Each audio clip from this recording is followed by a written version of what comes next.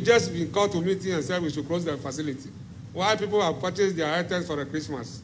So very, very disgusting. We don't understand it at all. But today, like I'm saying, we are very, very grateful to the minister. I want to understand the real impact. Tell me, in if you like, significant terms, in terms of what, monetary terms, yes, or in terms of items? In terms of monetary terms, because here we use VAT tickets. Okay. So the government will get its part.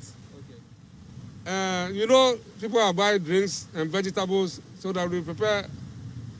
This, and the bit is basically about eating and drinking. Okay. But we collect, it's a toll collecting facility too. So while we have lost the toll collecting, the bar and the vendors too have lost their daily bread because they have to sell food to the customers.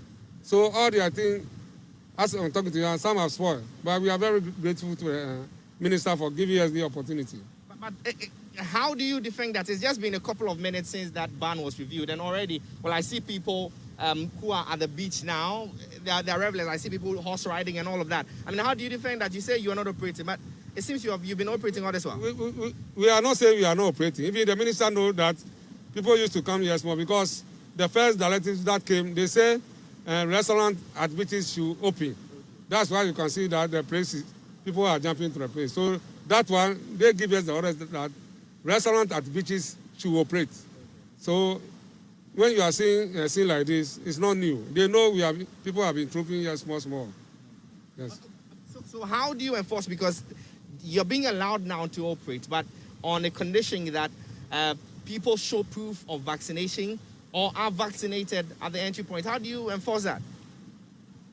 They said we should contact the Municipal Health Directorate so that they will bring their equipment from now to come to mount it at the gates. So anybody who comes in has not vaccinated, then they will take the chance to vaccinate the person before you enter. Okay.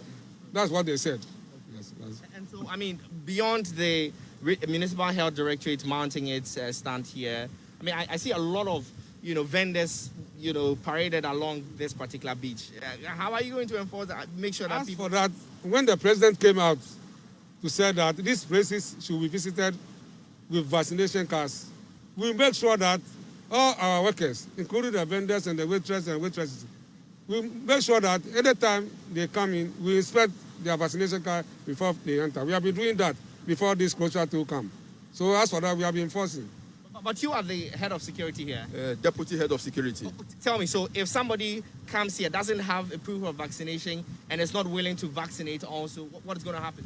Then we have to bounce you back.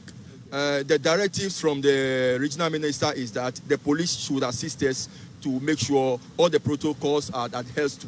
So we will liaison with the police command to help us do the job. We cannot do it alone. Although we have internal security also to enforce whatever we have to tell them, we also rely on the police. We have the Marine Police also coming here. So I believe together we can do a very good job. Okay, grateful. And so these are the managers of the La Pleasure Beach, just speaking to us, reacting to that ban which has now been lifted here and allowing them to now freely operate on the condition of making sure that people are vaccinated before they are given access here. So